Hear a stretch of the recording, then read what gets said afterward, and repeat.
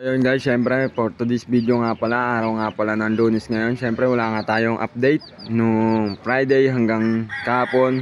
Syempre yon. Bali sa NSPC na nga lang tayo nagkarga kahapon, ayun ng Biyernes.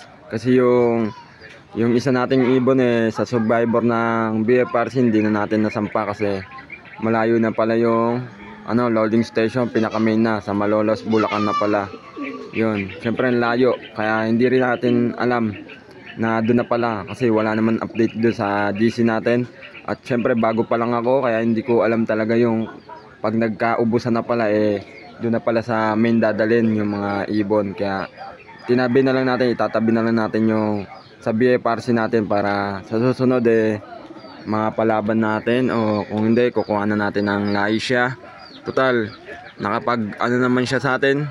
Yun, unang-una kong sali ng North Race, yan. Binigyan tayo ng karangalan ng ibon natin kahit pang-apat tayo. Yan. Kaya tinabi natin, buti nakatabi tong dalawa natin na ibon.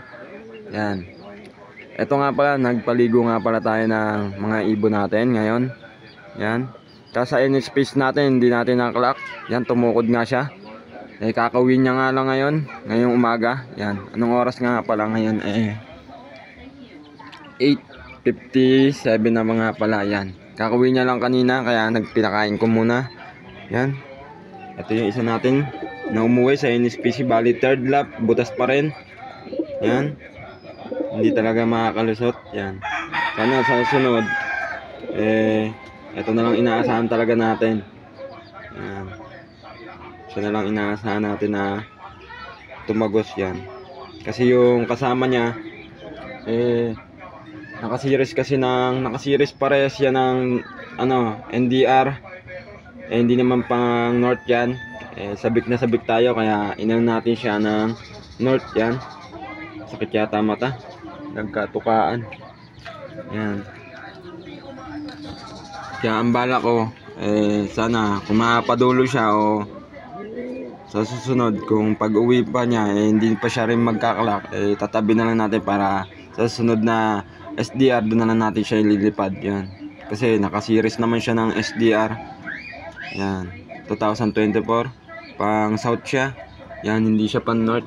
Tapos yan, nagbreed na nga tayo ng ibon natin. Bali 6 nga pala, kumuha na tayo ng singsing do sa NSPC. Bali isang set.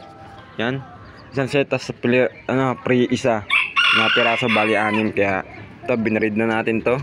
Nagbreed na tayo ng ating masusuksukan. Bali 6 nga pala yan. Yan, puro pares-pares. Yan, titignan natin kung anong kakayanan ng mga kinuha natin na to, yung mga pinili natin. Yan, yan, ang araw ngayon dito sa atin makulimlim. Pero lalabas na rin yung araw. Anong oras na rin? Hindi pa nga lumalabas yung araw, palabas pa lang. Yan, pasensya na kayo mga guys kasi hindi tayo nakakapag-video kasi ito nga yung cellphone na ginagamit natin. Isa na lang yung cellphone natin kaya hindi tayo makapag-update lagi. Hindi ka pa nakaraan sunod-sunod kahit papano. Yun, pag nagkaroon tayo ng isang cellphone, yun, syempre magbibideo tayo ulit pagpapatuloy natin. Ito nga pala yung mga ibon natin, yung mga naka-combring. Tapos may tatlong naka Summer BFRC dyan, 2025 yan. Kaya pinaliguan natin sila kanina umaga. Sakto pagkatapos kong magpaligo dumating tong siya natin, species natin. Yan, kakarating niya lang. Nahirapan talaga siya sigurado. At tinignan ko yung pakpak niya, malata talaga yung pakpak niya.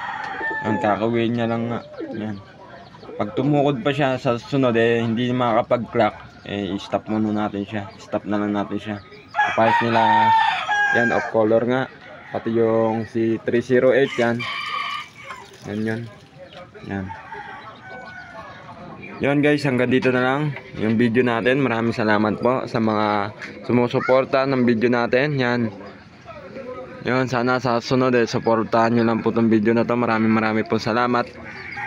Mabuhay po kayong lahat. At good nga pala doon sa mga nag-vlog kahapon. Yan, good luck po sa inyo lahat. Yan, congrats sa mga nag-vlog. Hanggang dito na lang po yung video natin. Maraming salamat.